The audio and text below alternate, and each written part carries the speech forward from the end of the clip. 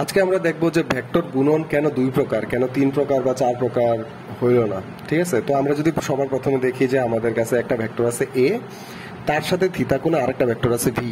তাহলে এই যে ভি, তার আমরা দুইটা উপাংশ নিতে পারি। একটা এ এর দিকে উপাংশ যেটাকে আমরা বলতে পারি বি কস থিটা, আরেকটা তার উপর উলম্ব উপাংশ যেটা লম্বভাবে আছে এটাকে আমরা কি বলতে পারি, বি সাইন থিটা। তাহলে আমরা দেখতেছি আমাদের এখন কি আছে, এ একটা ভেক্টর এবং তার সাথে যে দ্বিতীয় ভেক্টর ছিল ওই দ্বিতীয় ভেক্টরের কয়টা উপাংশ আছে, দুইটা, একটা বি কস থিটা আর একটা আমাদের আছে এখন বি সাইন থিটা। এই যে এখন এ ভেক্টরের সাথে যদি আমরা বি এর গুণ করতে চাই তাহলে কয়ভাবে গুণ করতে পারি?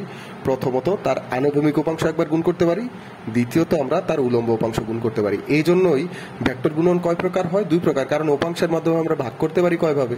দুইভাবে, আনুভূমিক এবং উলম্ব, এই দুই ভাগে ভাগ করতেছি, যে কারণে আমরা বলতে পারি আমাদের ভেক্টর গুণন দুই প্রকার, একটা ডট এবং আরেকটা ক্রস। এখন ডট কি হবে? ডট হলো যে আমরা যদি কি করি, এ ডট বি ভেক্টরের গুণ করতে যাই তাহলে এর সাথে যদি আমরা তার আনুভূমিক উপাংশ গুণ করি, মানে বি কস থিটা গুণ করি, তাহলে ওই গুণনটাকে বলা হয় ডট গুণন। আর এই ডট গুণনের ফলে আমরা যে গুণফলটা পাবো এটা অবশ্যই একটা স্কেলার রাশি পাবো। তাহলে গুণফল সবসময় কি হবে? স্কেলার।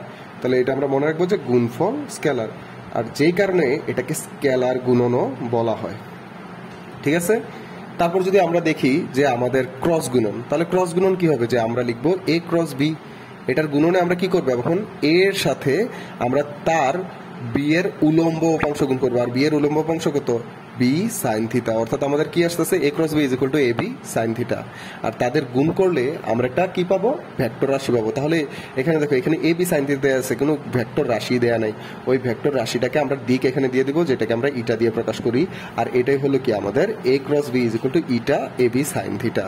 এবং এই গুণফলের ফলে আমরা একটা কি রাশি পাচ্ছি? যেহেতু ইটা আমাদের দিক নির্ণয় দিক প্রদান করতেছে এখানে, অর্থাৎ আমরা এখানে একটা ভেক্টর রাশি পাচ্ছি। তার মানে আমরা বলতে পারি ক্রস গুণন করলে আমরা যে গুণফল পাবো, এই গুণফল হবে একটা ভেক্টর রাশি। যেই জন্য আমাদের যে ক্রস গুণফল আছে তাকে কি বলা হয়? তাকে ভেক্টর গুণনও বলা হয়। কি বলা হয়? ভেক্টর গুণন।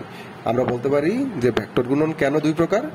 কারণ নর্মালি একটা ভেক্টরকে আমরা দুইটা উপাংশে ভাগ করতে পারি, একটা কস থিটা একটা সাইন থিটা। এটার সাথে যদি আমরা আমাদের প্রথম ভেক্টরটাকে গুণ করি তাহলে একবার আমরা আনুভূমিক উপাংশ গুণ করতে পারি, একবার উলম্ব উপাংশ গুণ করতে পারি। যে জন্য আমাদের ভেক্টর গুণন কয় প্রকার হয়? দুই প্রকার হয়।